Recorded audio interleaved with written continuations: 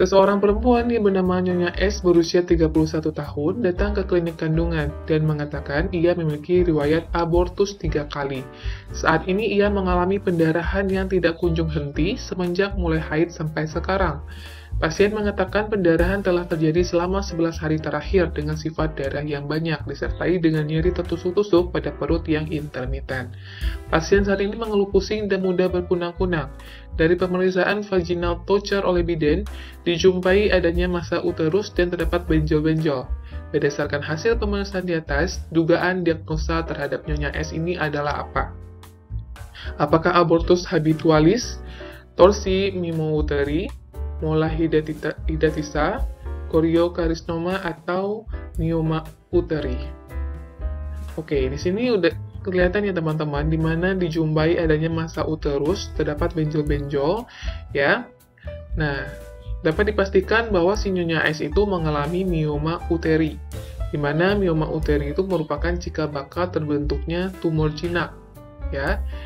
Di mana ditandai adanya nyeri perut bagian bawah, rasa sakit ketika berhubungan, haid yang berkepanjangan, seringkali buang air kecil, dan terkadang mengalami konstipasi serta sering mengalami abortus. Nah, itu dia tanda-tanda atau ciri-ciri jika seseorang itu mengalami myoma uteri.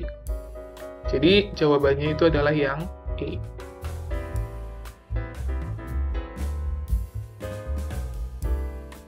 Soal nomor 2, seorang pasien perempuan yang baru berusia 28 tahun telah hamil 30 minggu dan dengan riwayat kehamilan 4 kali kehamilan, partus 3 kali, abortus 2 kali. Pasien tersebut datang ke rumah sakit bersama dengan suaminya dengan keluhan pendarahan pervagina merah kehitaman. Mengeluh nyeri perut menetap, gerakan janin tidak dapat dirasakan pasien. Dari hasil pemeriksaan denyut jantung janin itu negatif, palpasi ditemukan perut pasien terabal keras. Hasil pemeriksaan TTV, di mana tekanan darahnya itu 120/70, nadinya 82, suhunya 36,6. Apakah diagnosa yang dapat ditegakkan pada kasus pasien di atas? Oke, di sini kita lihat ya teman-teman, di mana ciri-cirinya itu adalah adanya pendarahan pervagina merah kehitaman, mengeluh nyeri perut menetap, gerakan janin itu tidak dapat teraba oleh pasien. Kira-kira kasus pada pasien ini apa? Apakah solusio plasenta, hipertensi dalam kehamilan, plasenta letak rendah, vena previa, atau plasenta previa? Silakan teman-teman pilih dulu ya jawabannya. Ya, di sini itu dia menderita solusio plasenta, ya, yang disebut juga dengan abruptio plasenta, yang merupakan kejadian ketika lepasnya plasenta bagian dalam, di mana si pasien itu mengalami nyeri perut menetap, pendarahan pervagina kehitaman, rahim terasa nyeri, kontraksi yang cepat, serta gerakan janin yang melambat, bahkan sulit untuk dirasakan. Jadi, jawabannya itu adalah yang A.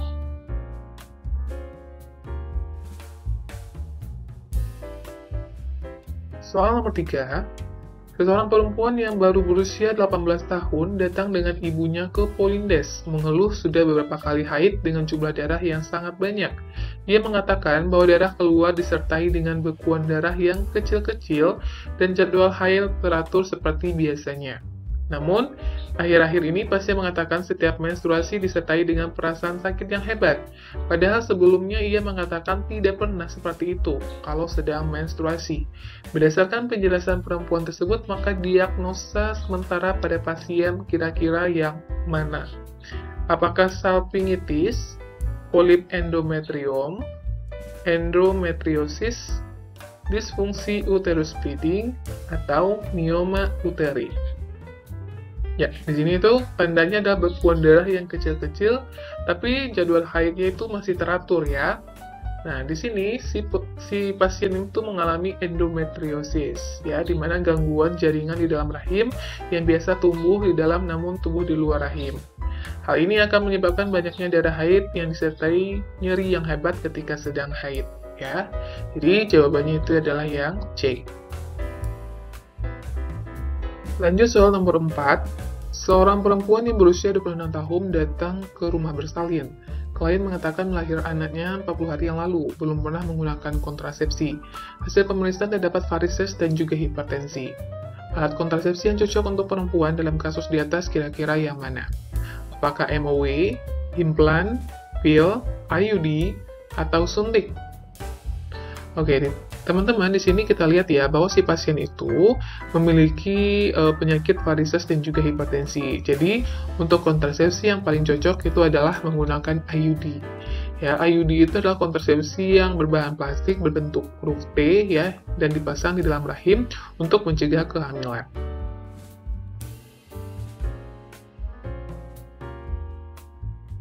Soal nomor 5. Seorang wanita berumur 23 tahun melahirkan 2 jam yang lalu di BPM. Mengeluh adanya pengeluaran darah dari kemaluan, lemas, pandangan berkunang-kunang. Hasil pemeriksaan wajahnya pucat, tekanan darah 90/60, HR-nya 76, TFU-nya 1 jari di bawah pusat, uterus teraba lembek, dan volume pendarahan itu lebih kurang 200 cc. Diagnosa pada kasus tersebut kira-kira apa? Apakah retensio plasenta, luka laserasi jalan lahir, kelainan koagulasi darah, ruptur uteri, atau atonia uteri?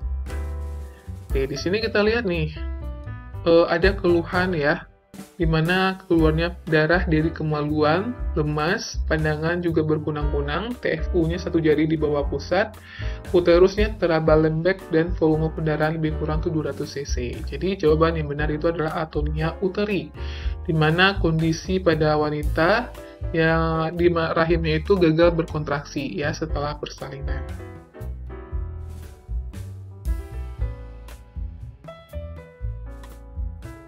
Peraturan pemerintah tentang registrasi tenaga kesehatan yang berlaku saat ini adalah yang mana? Apakah A. Undang-Undang Nomor 36 Tahun 2014, Undang-Undang Nomor 36 Tahun 2009, PMK Nomor 83 Tahun 2019, PMK Nomor 46 Tahun 2013, atau PMK Nomor 1796 Tahun 2011? Bagi teman-teman ingin menjawab, silakan di-post dulu soalnya, dan silakan diisi jawabannya. Jadi untuk registrasi tenaga kesehatan yang berlaku saat ini itu adalah PMK nomor 83 tahun 2019. Ya, ini untuk isinya bisa teman-teman searching aja ya di Google. Untuk lebih lengkapnya di sana sudah ada. Soal nomor 2. Setiap orang dilarang melakukan aborsi. Pernyataan larangan melakukan aborsi ini tercantum dalam A. Undang-Undang Nomor 36 Tahun 2009 Pasal 76, B. Undang-Undang Nomor 36 Tahun 2009 Pasal 75, Undang-Undang Nomor 4 Tahun 2019 Pasal 76, Undang-Undang Nomor 4 Tahun 2019 Pasal 75, atau Undang-Undang Nomor 40 Tahun 2004 Pasal 75. Jadi untuk larang aborsi ini ya teman-teman, itu tercantum dalam Undang-Undang Kesehatan ya, Nomor 36 Tahun 2009. Pasal 75 ayat 1, di mana dikatakan bahwa dengan tegas melarang tindakan aborsi yang menyatakan setiap orang dilarang melakukan aborsi. Jawabannya yang A ya. Salah satu indikator RPJMN 2020 hingga 2024 adalah angka kematian ibu. Target angka kematian ibu yang ingin dicapai oleh Kementerian Kesehatan pada tahun 2024 itu adalah berapa? Apakah 305, 303, 228, 223, atau 183? Oke, dalam RPJMN 2020 hingga 2024, di mana angka kematian ibu yang ingin dicapai oleh Kemenkes itu adalah sebanyak 183 orang. Nah, ini dia ya teman-teman targetnya dari 2020, 21, 22, 23, hingga 2024.